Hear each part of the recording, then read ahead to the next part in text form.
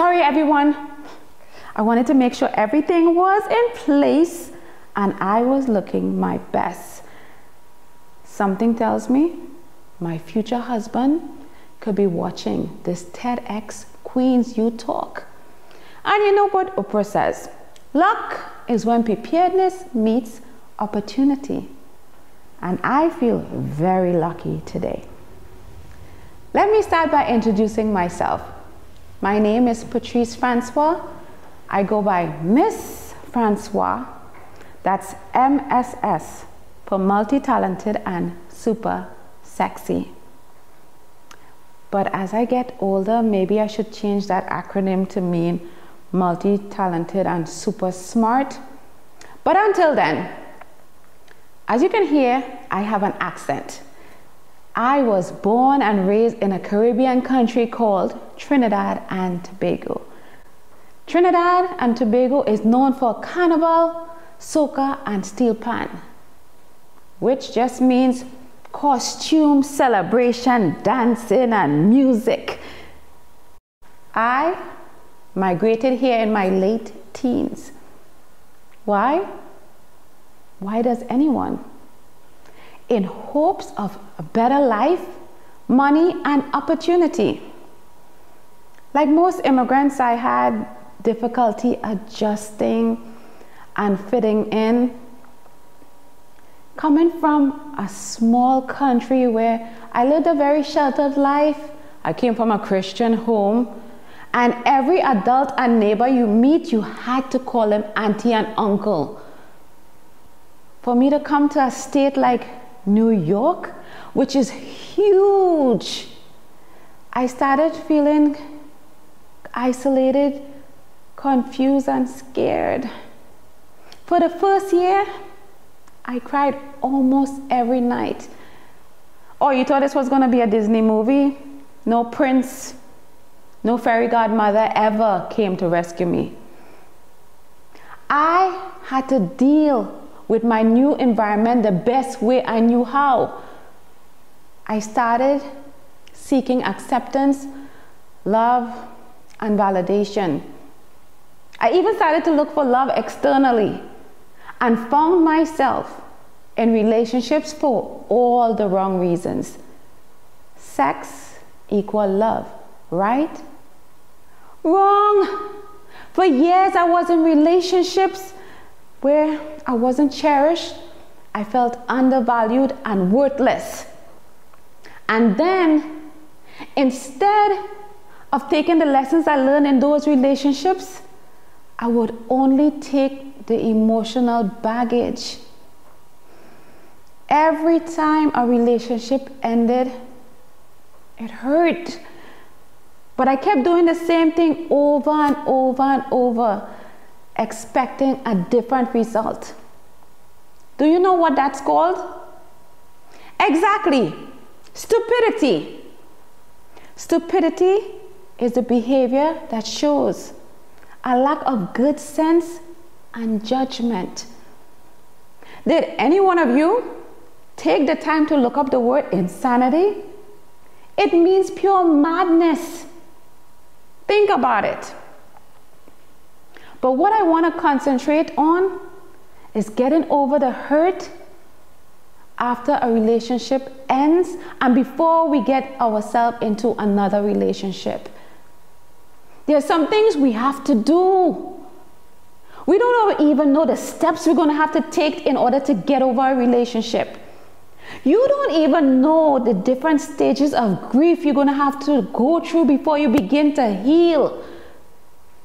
Are you going to be able to transition? Are you going to be able to even make an emotional breakthrough? But before we even get there, I have some statistics. Yeah, I know I pronounced statistics wrong. At least you're paying attention, right? But in any case, I was told if I had at least one slide with a number, it would make me look much more credible and even more intelligent. Ta-da! Are you aware that it takes an average of 50% of the time spent in a relationship in order to get over a breakup? I don't know about you, but that is depressing. Especially since you had all that momentum in the beginning, all the nice dates, the public display of affection. You were waiting for that I love you text or that wonderful phone call. It felt like it was full steam ahead. You already imagined the possibilities of this person being in your future. And suddenly, it's little or no motion. And it hurts. That's why I came up with 100 different steps for you to get over a breakup.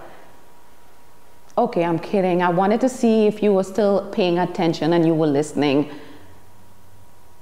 Instead, I want to help you get back on your feet as soon as possible. I truly believe the faster you revive the drive for life, less time would be wasted.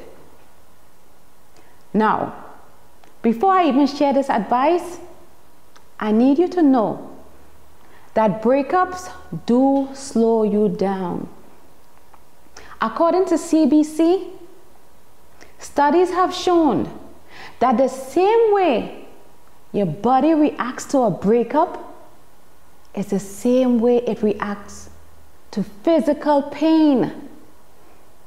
Compared to when you're in a loving relationship, your brain and your gut produces good chemicals such as oxytocin, known as the love hormone. And then we have dopamine, which they associate with pleasure.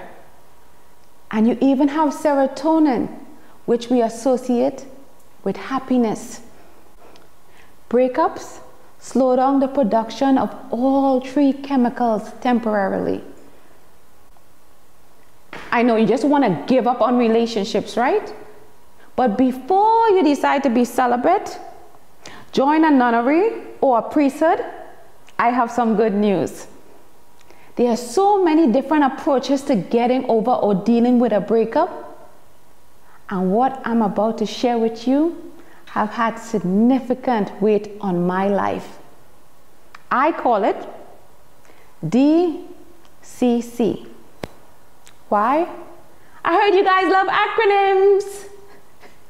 So we're going to start with the first letter, which is D. D is for detach. We all have emotional attachment to things that we associate with people. So we're going to do a quick exercise.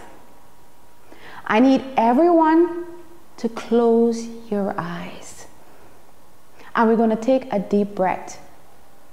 You're going to inhale through your nose. And you're going to exhale through your mouth.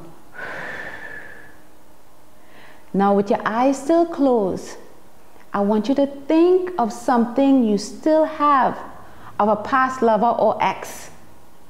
It could be a present, it could be some pictures, or even a ticket stub from an event you both attended.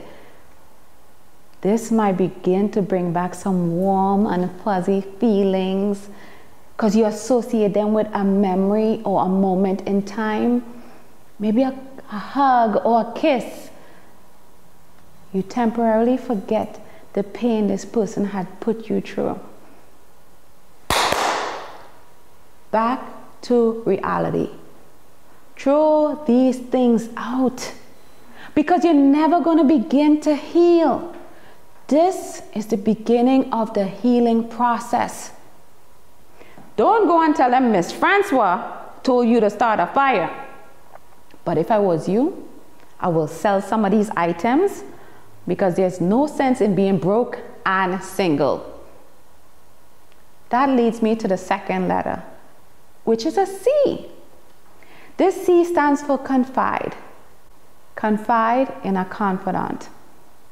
A confidant is someone that listens and makes you feel heard. They're the ones that understands, and they're the same one that nods affirmative words and provides a safe space. Now, don't be confusing that with the word friend. The word friend has been watered down and holds little or no value.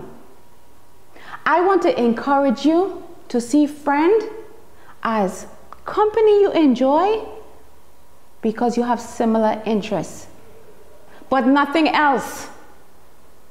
I'll give you an example. You both like swimming, so you both go swimming. But there's no reason why this person should know your personal business or details of your romantic relationship. Know the difference between friend and a confidant. Only a few of us are lucky enough to have 2 or 3 confidants in a lifetime. We all gonna need someone at some point in time, but choose wisely.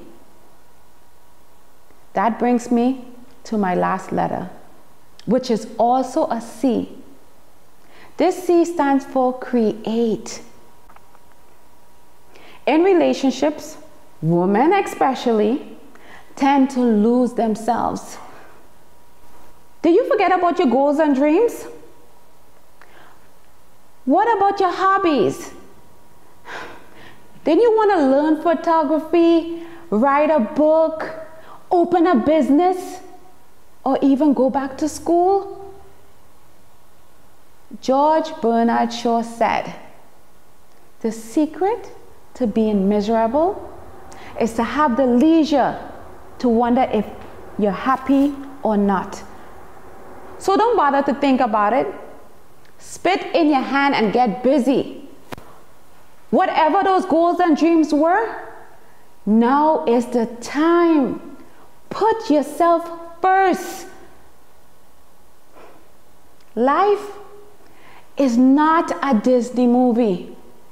No curtain's gonna close and happily ever after it's gonna be plastered all over the screen. In the real world, you have ups and you have downs. You're gonna have love lost and you're gonna have heartbreak.